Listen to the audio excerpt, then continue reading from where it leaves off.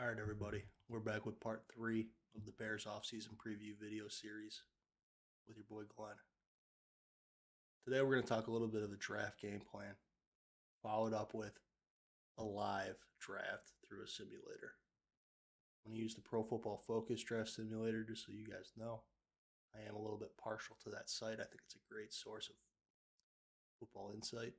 They do some good work over there. And then we're going to take a look at a quick snapshot of the roster post-draft. Probably part 3 of the 4-part series is what I'm thinking. That being said, let's talk game plan. Let's get into a draft. Let's see how it goes. I'm going to kill the camera, and we're going to get right into it. Thank you. Okay. As we touched on last time, in part 2, we make some free agency signings. This roster could start turning over relatively quickly. Nobody's going to deny that we don't need some depth here still, and that we don't need some holes filled on the starting lineup. But that being said, we filled some good holes in free agency. I'm thinking here for a little bit of a game plan, and we'll talk about it in the next slide as well. But I'm thinking we need three offensive starters. We need 3 defensive starters. We need some depth, especially at some important positions. Quarterback for sure, as we don't have much behind Justin Fields. Wouldn't mind a young, similar style of play quarterback. Obviously, probably not going to be as good as him. But someone young, similar style, that can play a similar game plan if and when something were to happen to our quarterback. And then I think we have to put some priority on offensive guard as a backup. I mentioned in the previous parts of the series, this guy right here, I had so much hope for, but I'm starting to get some concern. Still have high hopes for the guy, but there's a level of concern here that I think this position right here should be a very important position to fill. So if we look at the next slide, it's basically what we just said here. We need potentially a running back 1. We need potentially a running back or a wide receiver 1, excuse me. Now that being said, through the draft, unless we're getting Quentin Johnson, which I'm not the hugest fan of, spending a high draft pick on a wide receiver that I think he's got a lot of boom or bust potential in my opinion. I think we might be more likely to find a wide receiver 2 or 3. And just hope that we got 3 guys that kind of you can spread the ball around. I think right tackle is important. Larry Borums is still on this team, but I think we need a legitimate starting caliber right tackle to solidify the end of that offensive line. I would also maybe add some priority to tight end depth as well. We have Cole Kmet, but we don't have much after him. I wouldn't mind adding a legitimate second pass-catching threat that's young behind Cole Kmet. 3 defensive starters we need. I think this is the most important one. I think we need a cornerback 1. I think it's doable too in this draft. I don't know. We'll see. Defensive end. We need a starting caliber defensive end. Does it necessarily have to be the number 2 overall pick? Does it need to be Will Anderson? Not necessarily. And then I think we need a defensive tackle. I think a bigger defensive tackle, Siaki Ika, Gervon Dexter, would be pretty nice next to our free agent signing, Deron Payne. But that's what I'm thinking. And then, like I said, offensive guard, quarterback, tight end, I would put some priority on depth at those positions. I will say it is great to get blue chip players, a Will Anderson, a Jalen Carter, a Miles Murphy. But I think this year with this draft, I think it makes more sense to trade back and get a little bit more draft capital. I think that gives us the ability to build a little depth and still fill in some key positions. However, that being said, if somebody doesn't wow us with a trade package, Maybe we just take best player available. We'll see. Another thing I added here, but we're not going to get into today. If I'm the Bears, come close to draft day, is there a disgruntled wide receiver somewhere else that maybe wants to get a little bit of a payday that their current team can't pay them, can't satisfy them, that we can maybe pick up and they're excited to play with Justin Fields on a team that just signed a couple key offensive linemen in the offseason? A little A.J. Brown, Hollywood Brown type trade situation? Maybe. Maybe that's something the Bears should be thinking about. I just would worry about getting somebody that's a little too up there in age. I know Devontae Adams might be one. He's getting a little older. He's still a stud, but he's a little older. DeAndre Hopkins, maybe. He's also maybe getting a little older. It's something that Ryan Poles should maybe be thinking about. I don't know. We'll see. That being said, we're going to hop into a mock draft here through Pro Football Focus. We're going to try to execute this game plan. All right, let's get into it. All right, so we are on Pro Football Focus. We're going to draft with the Bears. We're assuming this number 2 pick. We're assuming the current draft order as of Thursday before Week 18. We're going to do all 7 rounds. I'm going to make it fast. I'm going to slow it down 1, just in case there's somebody that I really see fit that maybe I want to make a trade for. Let's hop into this little mock draft simulator. Boys, I'm nervous. It's draft day. Let's hop into it. All right. I don't see any benefit to us trading up to the number 1 position. We're going to head and start this draft. And the Texans pick Bryce Young. Not a shock. If the Bears stay put here, I really think Will Anderson is the pick over Jalen Carter, whoever else they might see fit. I actually think Will Anderson or Myles Murphy is the pick, in my opinion. I tend to go with Anderson. He just seems to be the consensus guy over Myles Murphy. He's a little smaller than Murphy, but he just seems to be that guy. Now, that being said, our game plan is to trade back if possible. And we got 7 potential trade partners. Unfortunately, the first one is the Colts. I was kind of hoping the Lions would be interested at the number 4 pick. But let's see what we can't get out of the Colts here. The Panthers also look interested. I don't necessarily want to trade back this far. I think if we trade back this far, we start looking at recouping some picks for next year. I want picks for this year. I want this roster to compete. I don't want a tanking situation. So we're going to go ahead and see what the Colts would offer us. There's a trade acceptance bar down here. I will say that you can get 0% accepted sometimes. I'm going to go ahead and say we have to have at least a 30% chance to offer it here.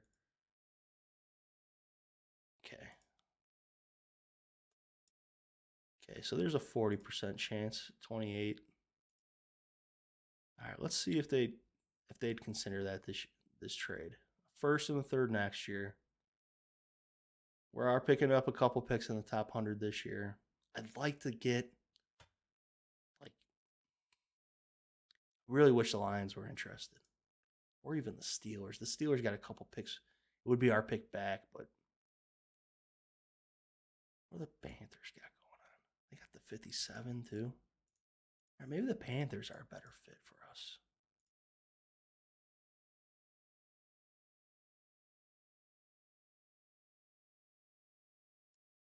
All right, there's 30%. A 1st and a 3rd next year. 4 picks in the top 90 this year, including 3 in the top 60. At number 8, I think we could still fill in a key position, whether that be cornerback, defensive tackle, defensive end, right tackle, wide receiver. Gives us a 1st-round pick next year. And I'm going to be honest, the Panthers got a nice defense. I don't think they're going to be competing for a Super Bowl next year. Probably be a top 20 pick. Let's take a look here. Our trade's accepted. So we now have now have the 8th, the 39th, back-to-back picks at 56 and 57, 3 more in the top 100. That's 7 picks in the top 100. I like that position a little bit better. From now on, the only trades I'm going to make is if I absolutely don't love anybody at a certain draft pick. Then we'll consider trading back. But I'm going to really try to make picks the rest of the way. I think too many trades, you start getting a little too crazy. All right, let's resume this draft. Will Levis is who the Panthers traded up for. Interesting. C.J. Stroud's still on the board. Let's see what the Seahawks do. Okay. Seahawks want Will Anderson. Lions get Jalen Carter. We'll see him a couple times a year. Ryan Breezy goes to the Arizona Cardinals. It seems that Pro Football Focus seems to value him a little bit higher than some of the other sites. C.J. Stroud goes to the Colts. So we got 3 organizations that need a quarterback that hit. Quentin Johnson is picked by the Atlanta Falcons. Okay. We're up at number 8. And there's players that I like, so we're making a pick here. I think that 3 players make sense here. I think that Myles Murphy probably makes the most sense. I legitimately think that he is very close to Will Anderson. I think he will have better measurables. I think he's a stud. I think that he's great value at the 8th pick. I think that's who we're going to end up going with. But I could also see Peter Skoronski making a lot of sense. He could step in at right tackle right away and be a stalwart there. Also, he's got flexibility to play guard if needed. He could make a lot of sense to solidify the last piece of that offensive line. Now, that being said, I think right tackle, I think we can get somebody in the 2nd, 3rd round that can step in and do a stand-up job. So we're going to stay away from Peter Skoronski. In the same breath, I think Paris Johnson arguably makes a lot of sense too. The last position I think makes a lot of sense would be to get a cornerback number 1. You got your pick of them. Hasn't been a cornerback taken in the draft yet. That being said, there's a lot of debate on who the cornerback 1 is this year. A lot of people actually like Joey Porter, who according to Pro Football is down in 33. It's also a deep position in this draft, relatively speaking. So is edge rusher, but I think we can get a guy at 39 potentially that can step in and be pretty good cornerback day 1. Myles Murphy's going to be the pick. Chicago Bears select edge rusher from Clemson, Myles Murphy. Alrighty. So let's take a look at how the rest of the first round went. Skoronski goes to the next pick to the Eagles. Cam Smith, first cornerback off the board at 11. Texans double up on a quarterback wide receiver tandem, drafting Jordan Addison to pair him with Bryce Young. Michael Mayer, see a couple times a year playing for the green and gold up in Green Bay. The Lions take one of the top tackles in the draft in Paris Johnson.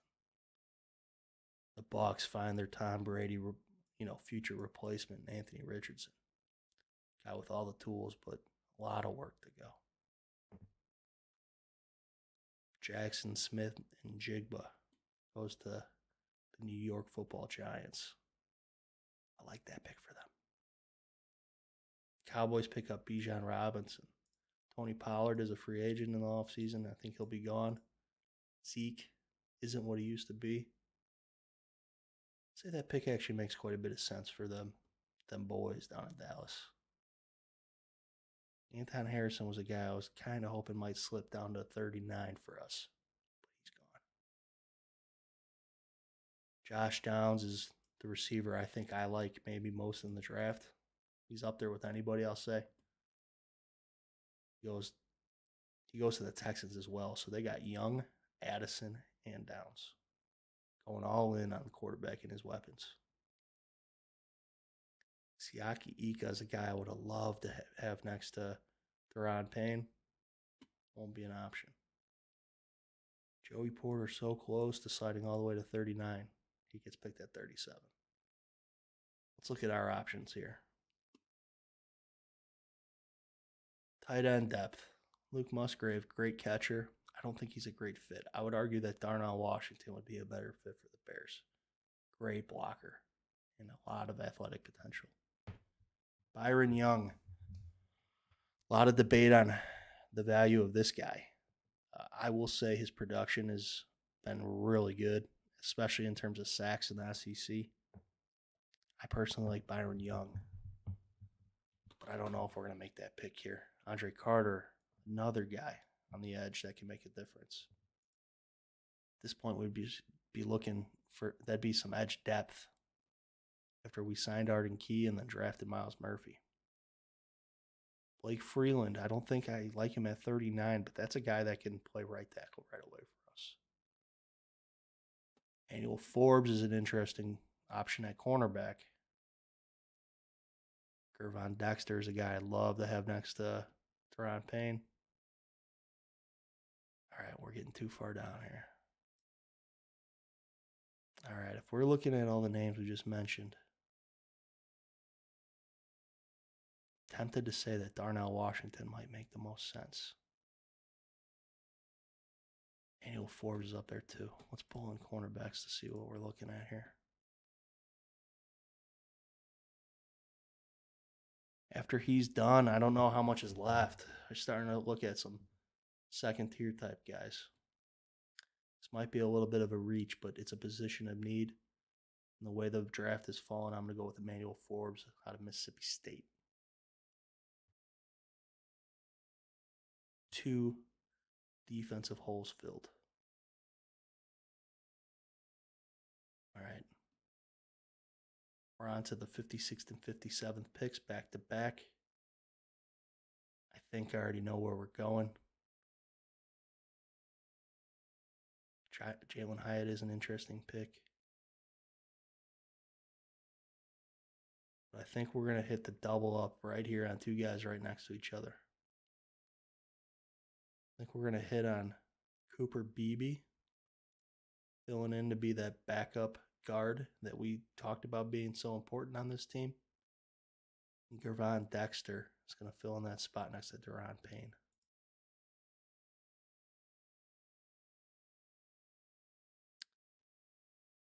For second pick of the 3rd round, we are on the clock. John Michael Schmitz, I like a lot, but we just signed a center in free agency. We didn't. This is a guy I think we'd be strongly considering. If we didn't bring back Sam Mustipher, it's also a guy we might be considering for some depth. Zach Harrison would be a good option to add some depth at edge rusher. Jahmyr Gibbs might be a nice complement in the backfield. Jalen Hyatt maybe brings something that our wide receiver core doesn't have.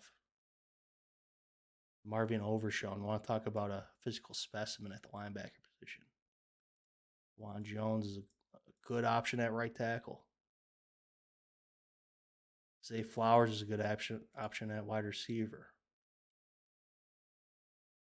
I think what we're going to do here is we're going to add Jalen Hyatt, and I think he's going to bring a deep threat potential that we were hoping to get in Chase Claypool that we are lacking. Guy has unbelievable speed. Get the ball in his hands and let him work. Jalen Hyatt, welcome to the Chicago Bears.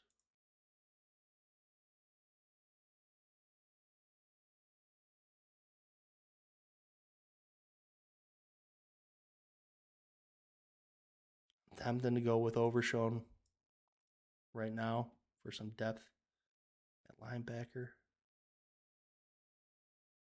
Zay Flowers would be some nice depth at wide receiver as well. Another dynamic option. Hendon Hooker might be the Justin Fields backup that we're really desiring. Actually, that's what we're going to do here. We're going to go Hendon Hooker at 89 overall. Get a little backup to Justin Fields going on. And I just saw the guy we're going to take It's his college teammate. Want to talk about a guy at right tackle that could just lock it down? He might not be the type of tackle that Poles is looking for. He's a little bigger, and they seem to want a little bit smaller and athletic. But I'm telling you what, Darnell Wright, he could hold down that right side from day one. We're getting him at 97. I like that pick. That's 3 Tennessee Volunteers in this draft. Maybe I fell in love with the Tennessee game tape. Jalen Hyatt, Hendon Hooker. Right tackle. Blanking on the name. We just picked him. Darnell Wright. Are we falling in love with the Tennessee tape? I don't know. All right, it has become clear at this point that we are not going to get a running back 1. So that being said, we're going to be staring down the barrel of Khalil Herbert, Tristan Ebner, Darrington Evans. I think we got to add a guy.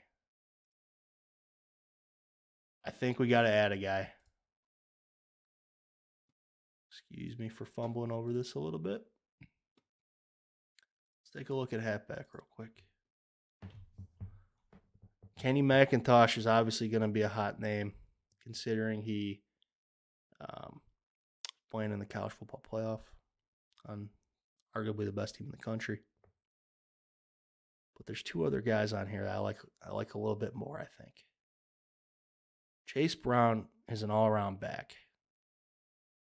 He's not exactly going to be that scat back that maybe we're looking for, but you know who would be? Deuce Vaughn. Deuce Vaughn. You know what? There's 3 good backs still. We're going to let running back go till the next pick. Let's see what else we can get. We'll take a running back with the next pick. Hopefully that doesn't come back to bite us. All right. Let's take a quick recap of where we're at. We got an edge rusher. We got that cornerback. We got that interior defensive lineman. So our starting defense is filled up. We got some depth at the guard position. Got a wide receiver. Got that backup quarterback. Got a tackle. So we need running back, tight end.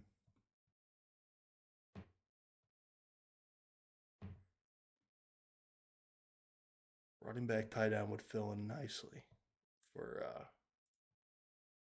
where we're at. Tight ends picked over pretty well. Might have to re-hit free agency. Maybe get a little lucky late with a tight end. All right, let's take a look at what we got here. We go Owen Popo, had a little bit more athleticism at the linebacking core and the depth. I got concerns about his size, but it might not be a bad option. Some safety depth. Henry Toto. Guard depth, but we already kind of did that.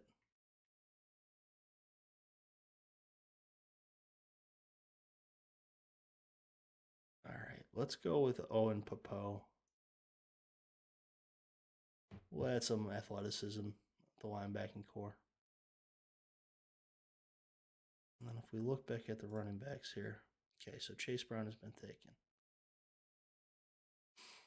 Kenny McIntosh is probably the smart pick because God forbid Khalil Herbert gets injured again. I think he's a better down and down out back than Deuce Vaughn would be. Deuce Vaughn would be a nice little gadget toy to have, though. We're going to go with Kenny McIntosh. We'll take him with this pick.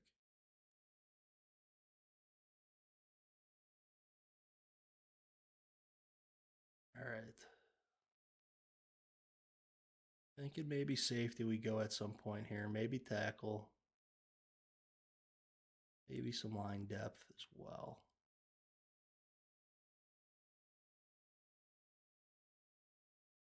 Alrighty. We're going to go with a guy who played great in this bowl game. We're going to go Jonathan Vi. take him as a little depth at 3 technique, a little young guy. Definitely going to be behind Deron Payne. Not going to be challenging him at all. We're going to go ahead and do that. Ivan Pace, we're going to take him at linebacker. All kinds of production throughout his career. Just a little undersized. Lastly, I wouldn't mind some tackle. Wouldn't mind a meal for some depth. Let's take a look at tight end real quick. Maybe we go Cameron Latu just for some depth. To be honest, at this point in the draft, I'm not too familiar with too many of these guys. We'll go with the guy I've at least seen play. Let's go with Cameron Latu. Might be a lazy pick, but that's what we're going to go with. So we're going to let the rest of this draft finish up. I'm going to go ahead and look through the Chicago Bear picks. And then next time I'll come back to you with a little draft recap and a 90-man roster, 53-man roster look-ahead situation. Okay, they don't love the draft based on grades. We are getting an A- overall. I think a big part of that is the A+ trade that we made, followed up by an A pick with our first selection. Please keep in mind that in our trade, part of it was acquiring a first and a third rounder next year. So that's a nice little bonus. But we get a legitimate young edge rusher, edge, and Miles Murphy. I think Emmanuel Forbes is one of the top ball skill corners in the draft. I think you lose some of the ball skills when you're losing Eddie Jackson. Forbes maybe recreates some of that. Maybe leads to a few more takeaways. Cooper Beebe steps in right away. It's a great depth piece among this line. Maybe even pushes Tevin Jenkins, if he's not on his A game, a little bit there at the guard position. Javon Dexter going to step in next to Deron Payne. Hopefully not take too many lumps. Be a big body next to the 3 technique. I like that little tandem right there. We go with 3 Tennessee Volunteers in a row with the quarterback, wide receiver, and right tackle combo of Hendon Hooker, Jalen Hyatt, and Darnell Wright. Darnell Wright is all over the place on draft boards. He's a guy who I don't think will ever play left tackle, but I think he could step in and do a stand-up job at right tackle pretty early on. Owen Popo, some depth. Ivan Pace, some depth as well at the linebacker positions. Jonah Tavai, Cameron Latu, going to be some depth at their respective positions. I think Kenny McIntosh is a guy who gets some gameplay from day one. I think that he's going to be the running back too, behind Khalil Herbert, without a doubt. But I think he'll offer something a little, just enough different from Herbert. And I think he'll be a safe running back 2 option, God forbid something were to happen to Khalil Herbert. So they do grade our draft at A- overall, despite a bunch of C's and D's throughout. A couple, 1B, 1A.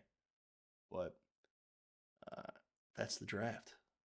Thanks for tuning in. I hope you enjoyed it. I know it's probably a little long-winded, but I'm enjoying it. Obviously, I don't get too many viewers, so this is more for my own enjoyment more than anything. It's part 3. We'll be back with part 4 to put a cap on this series. We'll look at the 90-man roster, how that's shaken up. Then I'll look ahead even maybe project a little bit to a 53-man roster. I'm excited for this offseason. I don't know if you guys could tell. I'm excited. Thanks for tuning in. Till next time, this is Glenn. Peace. I love you.